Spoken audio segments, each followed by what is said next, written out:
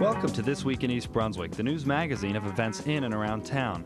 Today we'll view highlights from the Township's school budget hearing, taped live in the East Brunswick Public Library on Tuesday evening.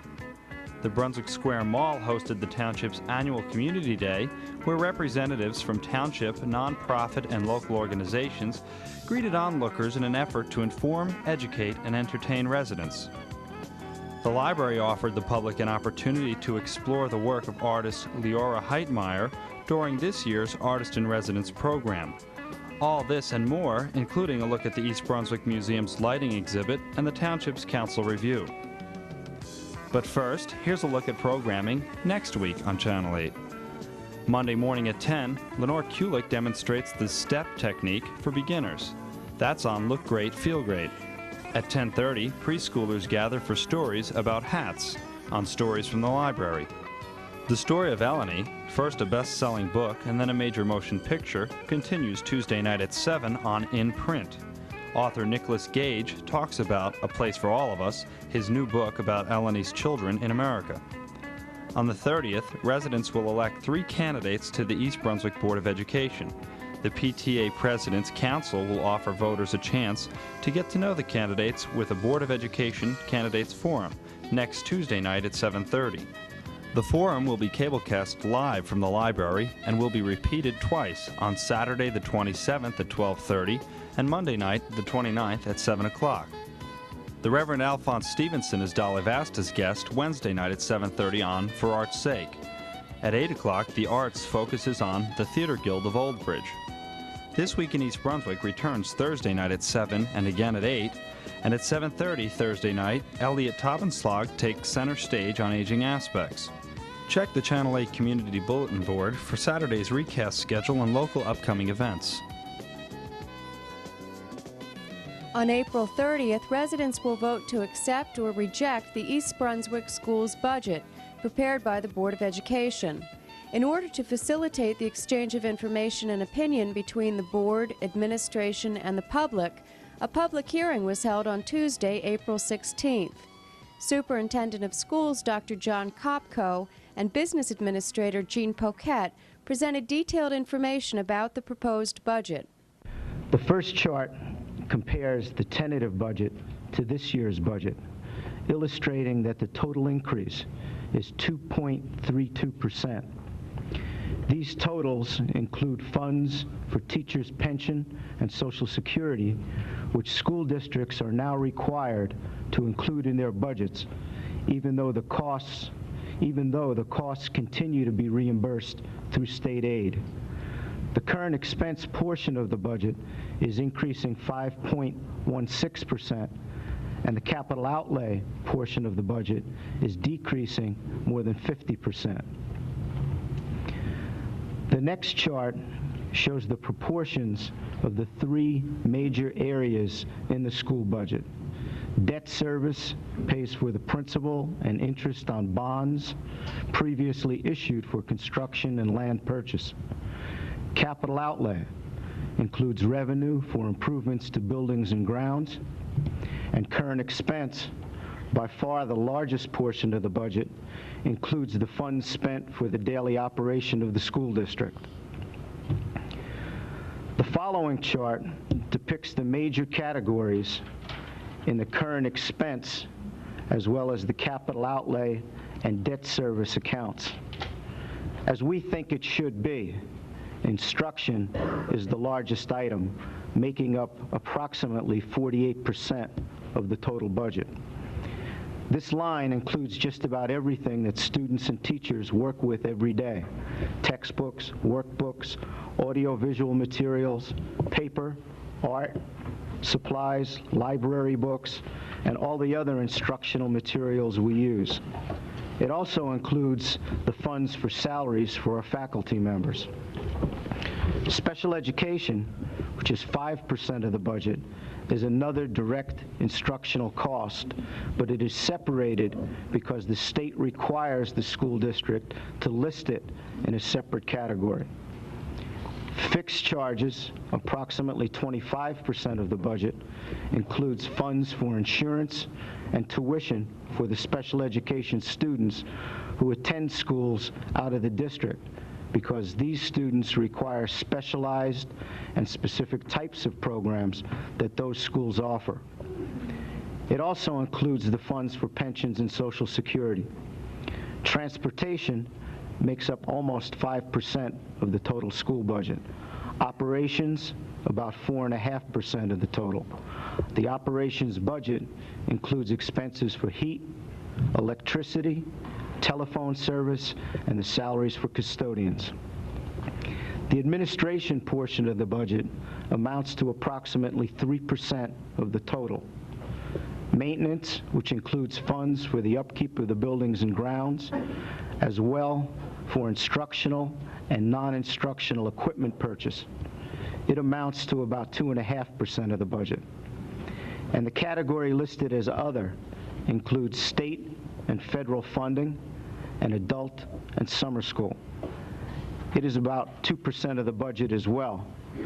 And attendance and health, which makes up 1.5% of the total. The board will take into consideration public views expressed at the hearing and will vote to adopt a final budget on Thursday, April 18th. The amount adopted will be placed on the ballot for the annual school election to be held Tuesday, April 30th. Check Channel 8 that night for election results. Last Sunday, the Brunswick Square Mall and the East Brunswick Department of Recreation, Parks, and Community Services presented East Brunswick's second annual Community Day. The event recognized the contributions of community organizations and provided an opportunity for more than 30 of them to exhibit materials, distribute literature, and recruit volunteers. A talent showcase featured presentations by a number of performing groups, including the Mary 8 Square Dancers and the Deans of Harmony Barbershop Chorus. A broad spectrum of organizations with religious, political, and civic orientations participated with a spirit of community service. Groups with a religious focus included the East Brunswick Congregational Church and Temple B'nai Shalom. Groups geared toward involving children in the community included the Golden Bears, 4-H, Students Against Violating the Environment, and the East Brunswick Girl Scouts, who displayed some impressive examples of art from recyclable materials. Deborah Hospital, the Elks Club, East Brunswick Brain Injured Children, and the Animal Rescue Force were among the service organizations. Representatives from a broad range of women's groups included Women's American Ort, B'nai B'rith Women, and the Junior Women's Club of the Greater Brunswick area. Those with political involvement and influence in the community included Hands Across New Jersey, the East Brunswick Environmental Commission, and the East Brunswick Republican Committee.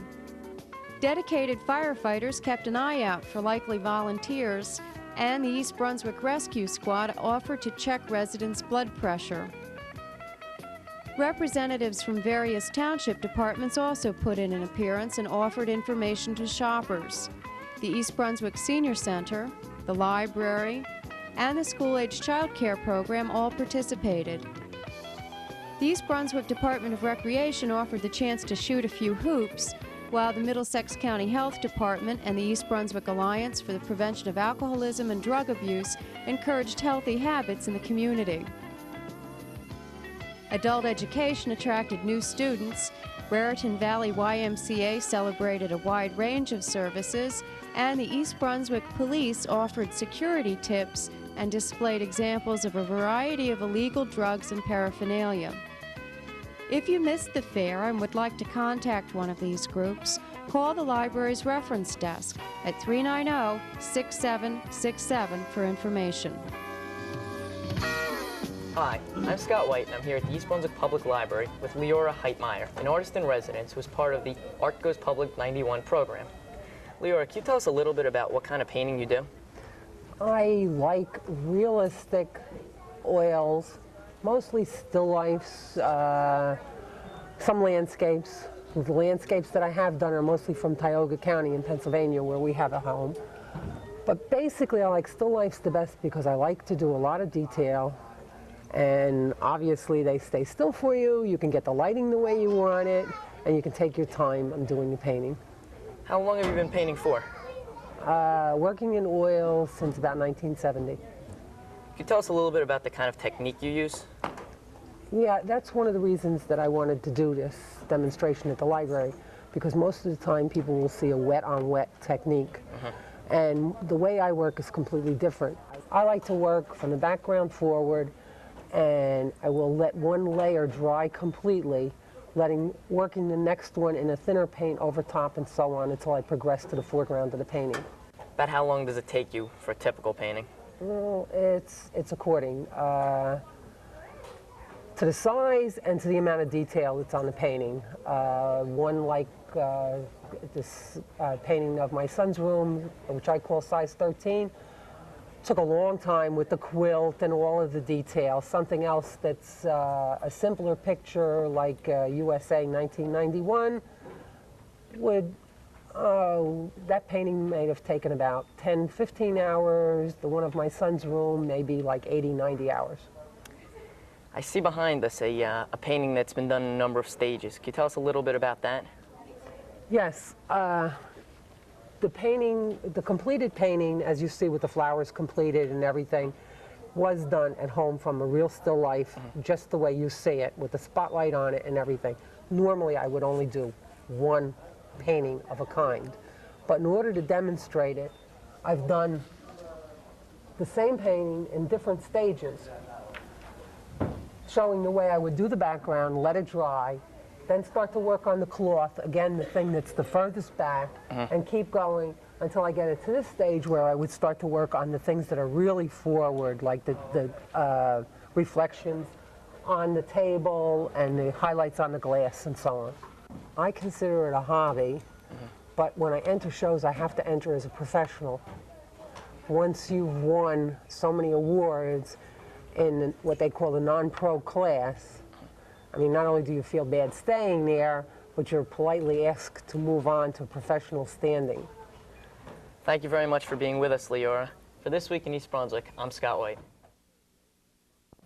Last Thursday, the East Brunswick Arts Commission and the Division of Recreation presented a free recital by classical guitarist Anton Del Forno. Since making his Carnegie Hall debut in 1972, Mr. Del Forno has concertized throughout the U.S. and Europe, as well as having made many appearances on radio and television. The New Jersey native played a program of music by such well-known composers as Bach, Rimsky-Korsakov, and Albanese, as well as his own compositions and transcriptions.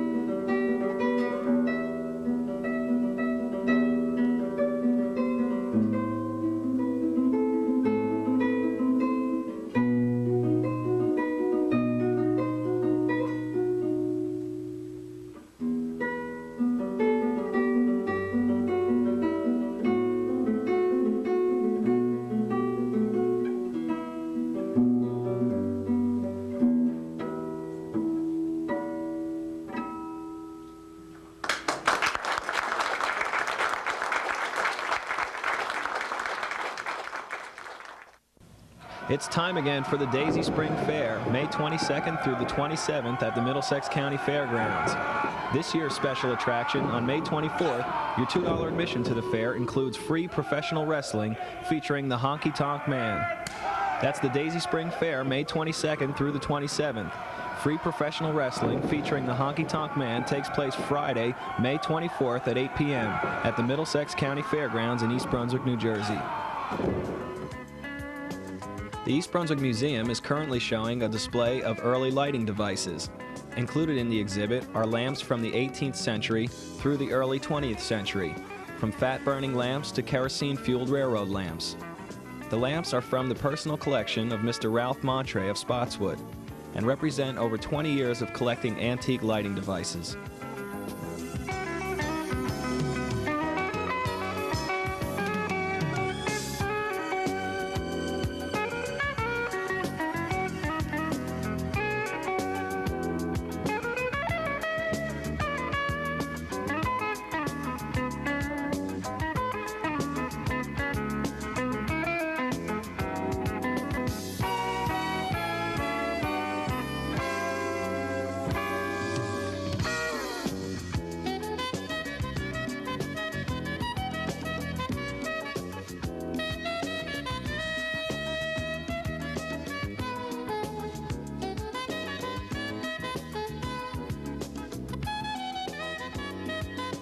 The East Brunswick Museum is located at 16 Maple Street in the Old Bridge Historic District of East Brunswick. Museum hours are Saturdays and Sundays from 1:30 to 4 p.m.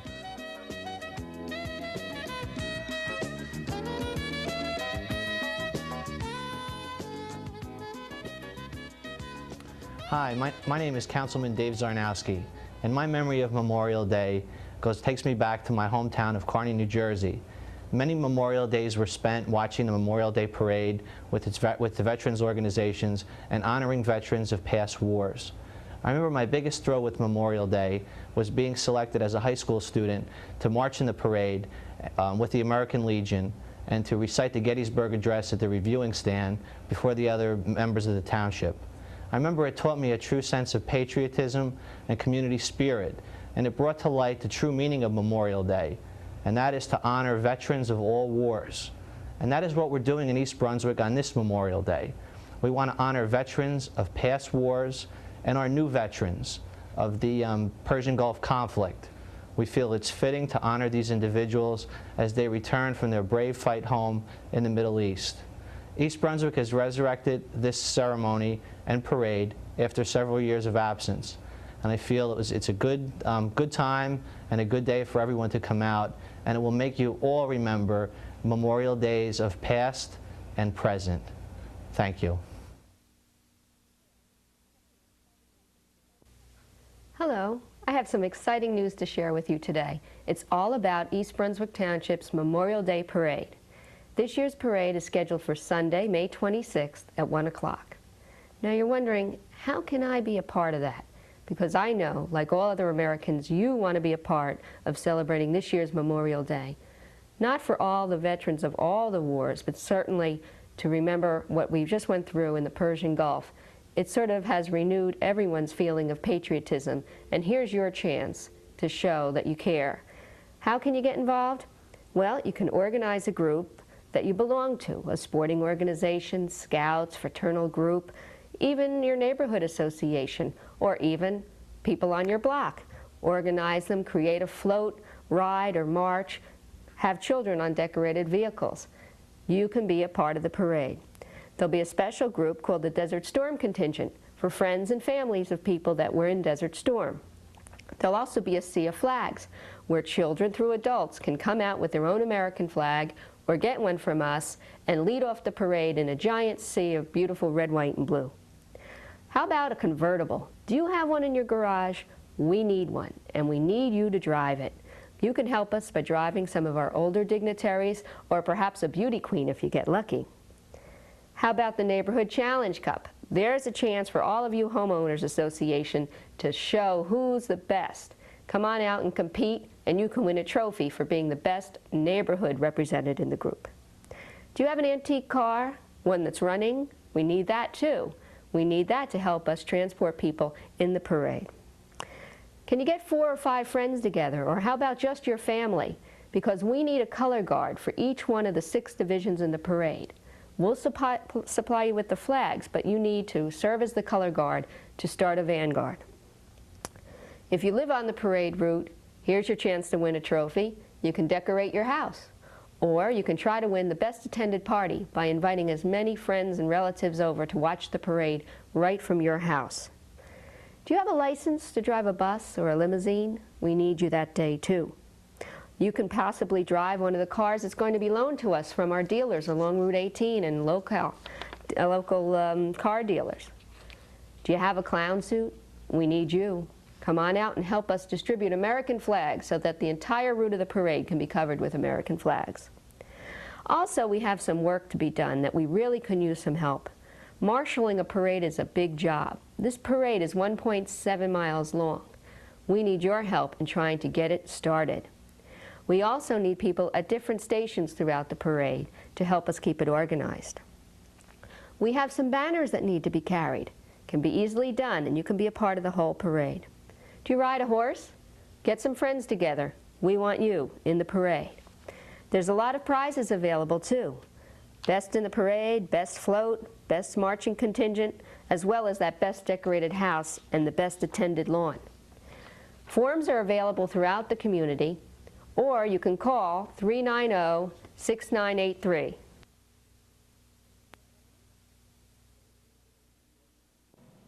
The Town Council is considering reorganizing the Redevelopment Agency and discussed possibilities with agency representatives Alan Rehert and Doris Fleming at its meeting last Monday night. I was the one who initially suggested the abolition of the Redevelopment Agency as it sits now, and I'm not one to make a comment without offering what I think is a viable alternative. I'm not one of these people that says, well, let's do away with this and that's it, or let's do this and that's it. I would like to suggest that a board be established to more or less carry out the goals in maybe a different manner that the Redevelopment Agency was initially established for, which I propose should be called Long Range Community Planning Advisory Board.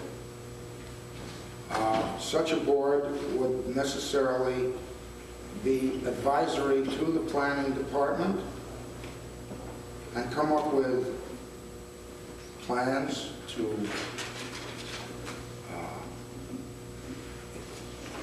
improve the physical structure of East Brunswick and offer suggestions to that extent, not necessarily limited to the so-called Golden Triangle, but to offer plans and suggestions encompassing the entire township. And it would be an advisory board working closely with the Planning and Engineering Department as I envisage it, and at the same time would not require the funding for an attorney and or a secretary, thereby saving the township that much money over a period of years. My feeling basically is to see some type of redevelopment board stay intact. I think the name does need to be changed, but again, I don't want to see another board set up just to duplicate what's already being done by the planning board and their staff and so on. I think that would just be a waste of everyone's time. So I would like to see, if necessary, maybe the powers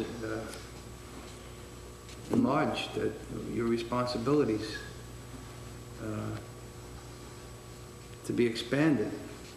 Because basically, the way as I see it now, the redevelopment agency has been unable to really do what the redevelopment agency has wanted to do.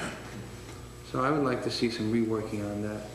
Yeah, I'm in complete agreement with the redevelopment. A lot of volunteers put a lot of time into that agency. You've done a lot of good work. I can think of that shopping center there. You brought in a number of people.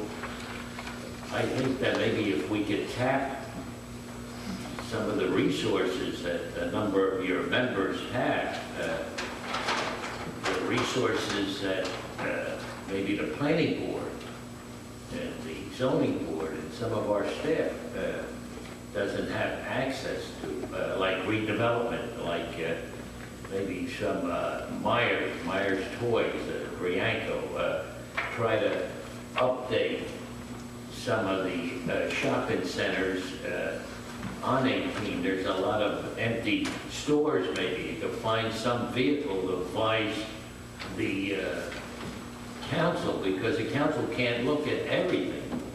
And maybe in that direction is to come up with some revitalization, working with some of these landlords to update 18. And I guess you've probably worked on some of that. I think that would be a good direction. I think with the budget crunches and everything else, that golden triangle at $22 million, everybody zeroed in on that, but that's not what the redevelopment is all about. My recommendation to start off with, and then let me finish, and it's not going to be a shock, is I would like to see the redevelopment agency, as it stands now, disbanded. And in its place, to start off the same day, even with the same individuals, a new group. I like Councilman Swan's name that he came up with, Long Range Community Advisory Board.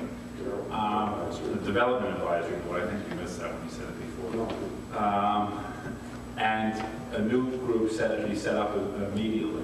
I would like to see it geared directly towards an advisory position, where you're making recommendations to both the council and the mayor as to your long-term view of where Route 18 should go. I don't know if I agree with the entire town. I think that scope is just entirely too large. But I would like to see it strictly geared towards the Route 18 area. And what the plans would be is your wish list of where 18 is going, where it should go, working with the business community and possibly getting their recommendations as to a plan for Route 18. A proposed evaluation of township management salaries in relation to other townships was also discussed, and the council recognized the contributions made by members of the Grange and the literacy volunteers of Middlesex by proclaiming April 21st through 27th Grange Week and Literacy Week. That's all for now, and thanks for watching.